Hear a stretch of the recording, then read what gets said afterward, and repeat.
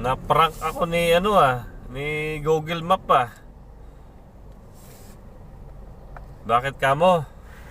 Yung nakuha kong booking, nasa tapat ko lang pala kung saan ako nag-stop o nagtambay. Ngayon, ang sabi kasi doon sa Google Map, 1 kilometer away. Kaya hindi ko naman iniisip na doon lang pala sa tapat ko. Ngayon, ang nangyayari, tinuro ako, pinaikot ako. Yung bagsak kung saan ako galing, doon din ako bumalik. Sana naman baguhin nila yung ganung sistema. Kasi pahirap sa aming mga driver. Instead na makatipid ka ng gas, wala buti kung malaki yung nakuha mong booking, panggas lang din. Kaya sana naman sa nito po ng Google Map, baguhin niyo yung sistema.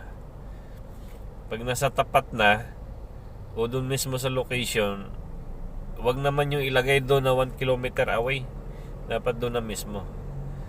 Ayan, aware po tayong mga driver po. Talagang po tayo. Dodoblihin natin yung pagtingin minsan doon sa Google Map din. Dahil hindi rin naman yung Google Map yung may mali, minsan tayo may mali din. Pero sa case ko, 1 kilometer. So hindi ko na iniisip na doon lang ako mismo. Ayan, maraming salamat po.